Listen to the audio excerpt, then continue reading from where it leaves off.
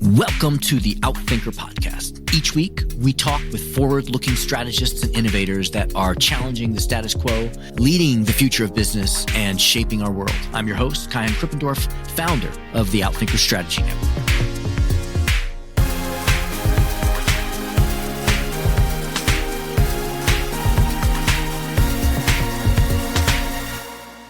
FutureThink CEO Lisa Bodell ranks among the top 50 speakers worldwide and is the best-selling author of Kill the Company and Why Simple Wins. She's a global leader on simplification, collaboration, and innovation whose keynotes leave audiences inspired to change and arm them with radical, simple tools to get to the work that matters. Lisa brings a compelling perspective to the sought-after topics of simplification and innovation. She speaks to over 100,000 people a year. A thought leader and serial entrepreneur, her transformational message has inspired executives at top-ranking organizations such as Google, Cisco, Citigroup, and the U.S. Navy War College. Lisa provides a provocative yet practical approach that enables organizations and individuals to eradicate the unnecessary complexity and time sucks that hold them back from more meaningful work and allows simplicity to become their new operating system. She has also contributed her expertise to a wide variety of media. She is a monthly contributor to Forbes and has frequently appeared on media including Fast Company, Wired, The New York Times, Inc., Bloomberg Businessweek, Harvard Business Review, The Huffington Post, Fox News, and CNN. She has taught innovation at both American University and Fordham University and has served on the board of advisors of several organizations, including the Global Agenda Council for the World Economic Forum, the United States National Security Agency, and the Association of Professional Futurists. In this podcast, I sit down with her and she shares some practical tips to get your organization to simplify.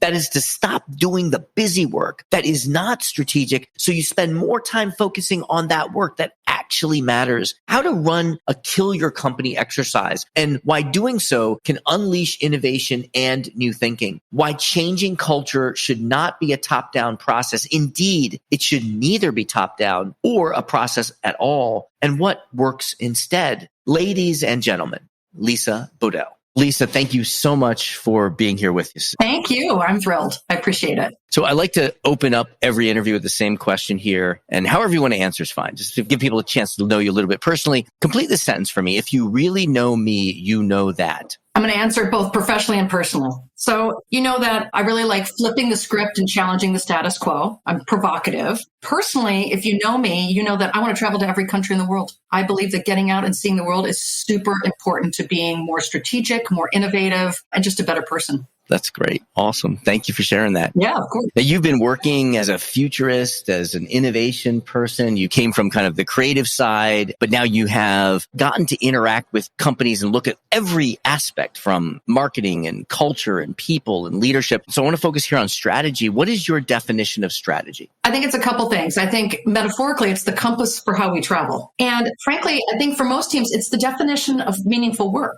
It tells them what they should be spending their time on and similarly what they shouldn't be. So a good strategy really helps people define what is the valuable things that we should be doing. What is the innovation? What is the growth? And a bad strategy is people don't know how to connect to it. They don't know how to use their time with intention. So that's kind of the litmus test that I use. Does this define for my team what the meaningful work is? I love that. I love that. And now I see clearly the linkage between strategy and some of the work that you're well known for. You've written 2 books, and let's talk a little bit about your book on simplification. What I kind of got out of reading it was there are lots of things that we know are strategic, but we're spending a lot of time doing things that aren't strategic. Yeah, not even close. So can you talk just a little bit about that? Sure. The thing about it is, my 2 books, the first one was Kill the Company, and we can talk about that in a little bit because that's provocative. But why Simple Wins happened was because a lot of people do strategy, but they can't get to it. I believe that simplicity is the front end of strategic planning and innovation. If you don't have the time or the space to be strategic, you're never going to get there. And most people are drowning on a daily basis in things that are not meaningful, that are not valuable, and they do it unintentionally. They do it because they want to go to one more meeting or they feel like they got to be on one more call. And I think what that does is that mindset that makes them less about being strategic every day and just about executing their calendar. So simplicity to me is directly tied with strategy, right? Simplicity gives you speed, it gives you space, and it gives you the time to do more valuable work. If you're operating with complexity, you will never execute on your strategy. Never. So what are people doing when they're not doing the things that are strategically important? What are the activities? I ask people, what do you spend your day doing? What's your daily work? And what do you think they say? What do you think the answers are? I guess they're spending a lot of times in meetings. They're spending a lot of times managing their emails, that kind of stuff, I would think. You can watch so many of my videos, and I'll tell you the first two things out of everyone's mouths, no matter the country, the company, regulated, unregulated, is meetings and emails. My joke is, I don't know anyone that was hired for their amazing email skills or their ability to just kill a meeting. I mean, no one has asked that, but that's where they spend their time. They spend their time in the work of work. So people will argue with me at the executive level, well, those things are necessary. Yes, but not all of them are. And if they were, people would say that all their meetings were great and all their emails were amazing, and they don't.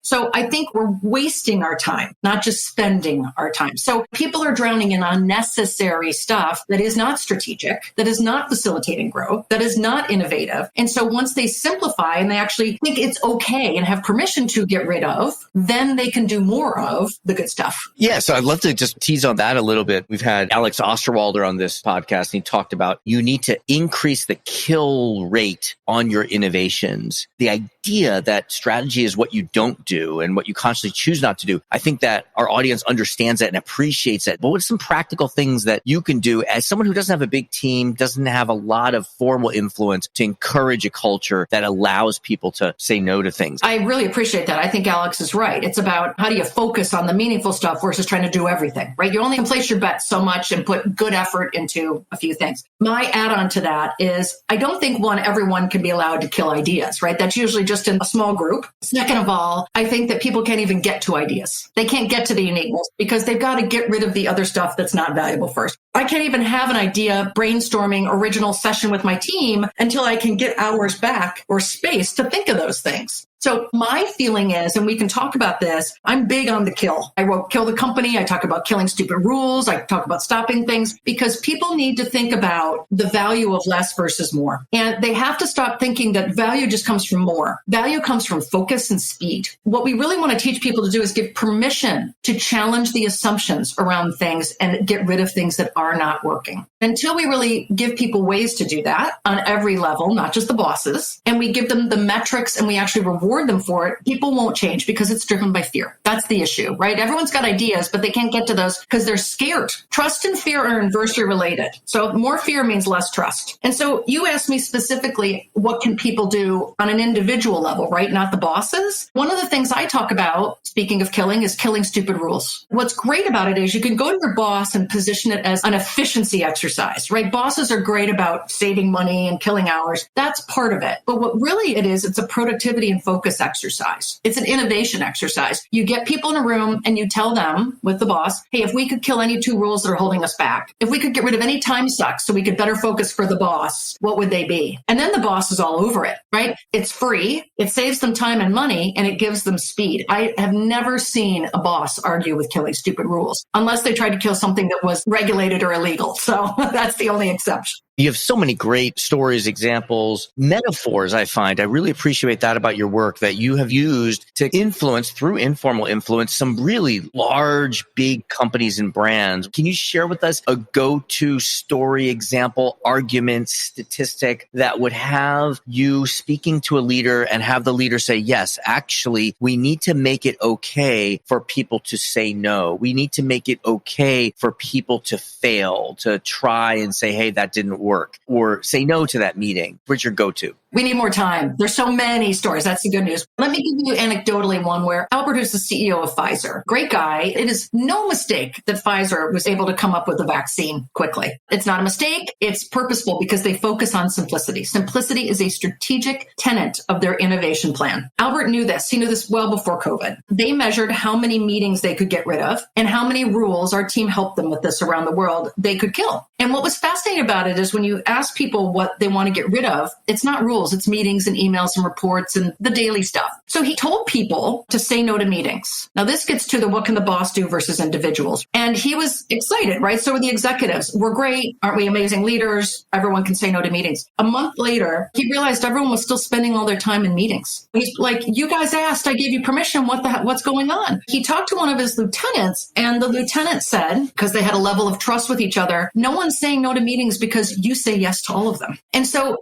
you can say it. It's kind of like telling someone they're empowered. We all know what empowered means, empowered to like do the work of 10 people. But if you really model the behavior like Albert started to do, then people change. So that's one of the things about saying, no, you can't just say it, you've got to live it and you got to model it because people are driven by fear. I'll also tell you it's interesting because people are skeptical. Skepticism breeds complacency. Your enemy at work is not complexity. Your enemy is the result of that. It's complacency, which means they're just not going to try and challenge it anymore. There's no way, to Alex's point, they're even going to get to say no to ideas because they're not even going to try anymore. No one's ever going to do them. Who cares? And I was in Germany once. This is kind of a bigger example. I was there with a strategic planning session. This was at a nuclear power company. They're regulated. And they had us come in to talk about strategic planning for the future of energy. I've got a bunch of futurists on my team. And I realized as we were starting this innovation brainstorming conversation, no one cared. No one cared. It was one of those moments as a presenter where you're just drowning. Everyone's on their email. I had them all take a break and I said to the leader,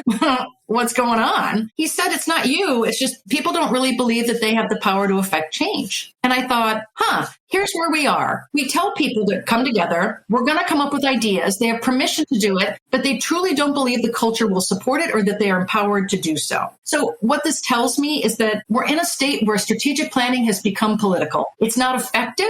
And unless people really find the time and headspace to do it, they're going through the motions. You mentioned change, and I think what's really jumped out for me of many things of your work is we tend to broadly think of change as a top-down process. And I've heard you say, hey, it's not top-down, it's middle out or middle up or something like that. And it's not a process, but it's a toolkit. Could you describe those two distinctions for us? Yeah. A couple things about change. Change, first of all, I think everyone thinks change happens. Let's take COVID, for example. They think it's like a stick of dynamite. It's really a dimmer switch. And let me tell you what I mean by that. Stick of dynamite is, boom, COVID, we got to change. We're forced to change, burning platform. COVID was not a stick of dynamite. It was here. It was here. It was here. It was here. And it really just depends on how bright the signal needs to be before we choose to recognize it. So the people that are good at recognizing change earlier and are agile and trained to do it are the ones that get ahead. They can create the change, not react to it. The thing that I also think is interesting about change is everyone asks me, is it top down or is it bottom up? I say it's middle out. And the reason why is this. You need permission from the top, without a doubt. Otherwise, you're banging your head against a wall. You need it from the bottom up because that's where the groundswell happens. You need everyone to execute that plan. But the middle out is where the magic happens. Your culture at your company is not the CEO. It's your leaders every day. It's the team that you work in. It's the manager that you go to make daily decisions. If you start to activate those managers who are looked up to by the bottom and respected from the top, they are the ones that can best affect change. And by the way, they're the ones that are the most tired. So you want to energize them and empower them to really get into that strategy and be empowered to make it happen on a ground level. Makes a lot of sense. So I've got so many more questions about this introduction of the principles, the culture that allows for simplicity. However, I know we have limited time with you. So I want to pivot a little bit and maybe we come back to that to talk a little bit about Kill the Company. I think that the SWOT, strength, weakness, and opportunities and threats, it does anchor you a little bit in past to future thinking rather than future to present thinking. But you talk about SWOT as also introducing a different kind of complication or mindset. Tell us, what is that exercise of Kill the Company and how does the SWOT help or not help that? So I'm going to reverse it for you and tell you why the SWOT made me come up with Kill the Company. So the thing I feel is happening with strategic planning is it needs to be more provocative and honest. We're stuck in this construct of everyone knows what a SWOT is because it's a framework and we can all look at it and address it. And it's a nice way for everyone to compare everyone else's businesses. The problem is it's become a real political exercise. The joke is strategic planning begins every year when people open up last year's PowerPoint and change the date. We're ready to go.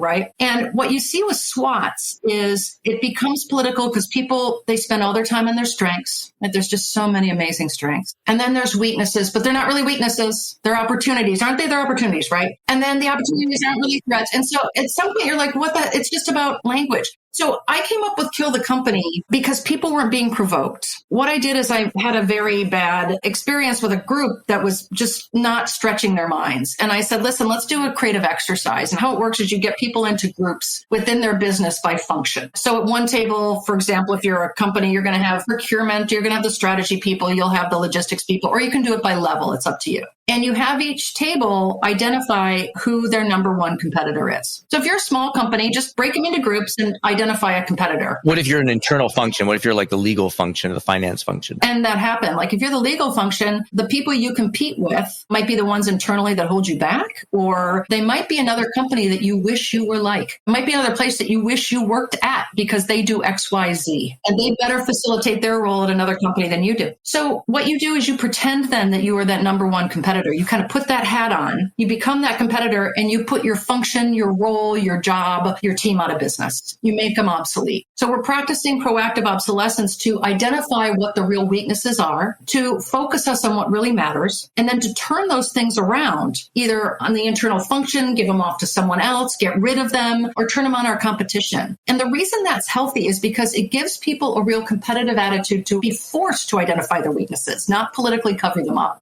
and to really focus on what matters the most. I can see that. It really activates their competitive nature, I think, as well, that you would see in executives, right? Yeah, and the competitive nature is really interesting. And then you can kind of look at it and go, God, how are we weak? And where should we shore it up? It's the same thing. It's kind of like we focus on doing more, but we don't realize what holds us back. We focus on all our strengths, but we don't really focus on our weaknesses. So I think Kill the Company has to happen before that SWOT happens. It should be the front end of strategic planning. So if I'm planning a strategic session, it's like a 3-day offsite, we're going to do this exercise. How would you suggest a chief strategy officer structure that? How much time? Do we designate some people to be the ultimate competitor, or is the whole team playing the competitors? Just give us some practical tips on how to work that into the agenda. I do a half day on it. I think what you do is you have the chief strategy officer or someone senior facilitating this, because you want to send the signal that this is important and I am mandating that you do this. You have to identify weaknesses. It should be done first thing, not last. And you start the exercise by breaking people into a few different teams, right? Because you want competing ideas, 2 or 3 groups maybe. You give them,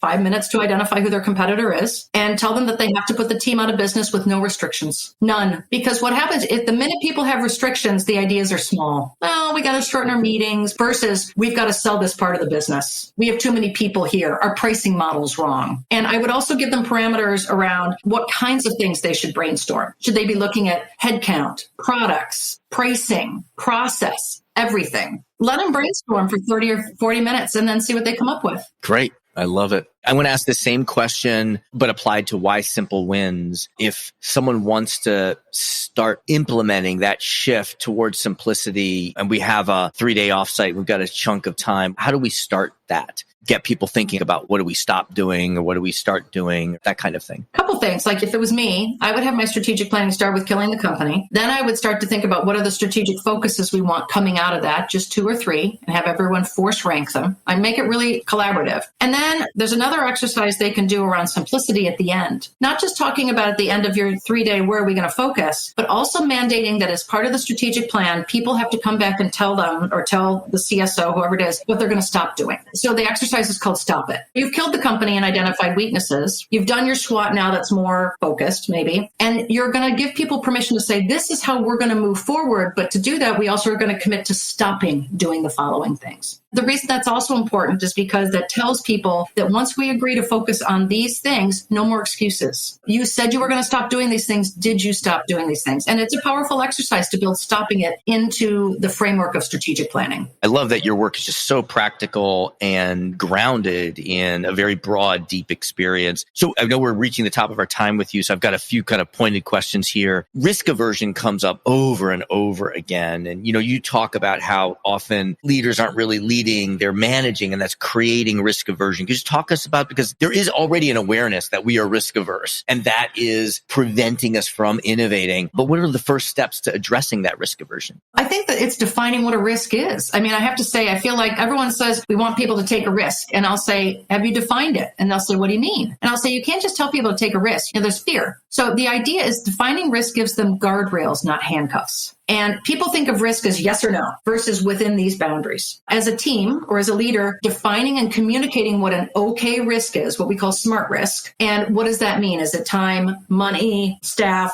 okay to do, permission to do, as well as identifying what a stupid risk is? Because it's a lot easier for people to know what a bad risk is than a good risk. And so by defining both a smart risk and a stupid risk, you give people the guardrails upon which they feel safe and permitted to move forward. And you'll get better innovations. You'll get less of the safe ones, and you'll stretch people to give you more of the disruptive ones. This is all about permission, right? And defining it within guardrails gives them that. Yep, got it. Again, I have so many more questions. I want to end with a question of just how people can connect with you, learn from you. Well, the best place to find me is on LinkedIn. That's a great place where we can connect and you'll learn about what's happening with FutureThink as well as with me. The other thing you can do is go to our website, FutureThink.com. There's a lot of free resources there where you can challenge the status quo or learn how to simplify. So I hope the listeners take advantage of that so they can start really getting to that meaningful work. Again, it's FutureThink.com, and email us at innovate@FutureThink.com if you want to learn more about how the techniques work. Well, thank you so much for being with us and for the work that you do. Great to have you here. Oh, it's my pleasure. Thank you for having me here today to share some of my thoughts, as well as thank you to the listeners for giving me their valuable time. I hope it was practical, and I hope they found it valuable too. Thank you to our guests. Thank you to our producers, Karina Reyes and Zach Ness, our editor, and the rest of the team. If you like what you heard, please follow, download, and subscribe. I'm your host, Kai-Han Krippendorf. Thank you for listening. We'll catch you next week with another episode of Outthinkers.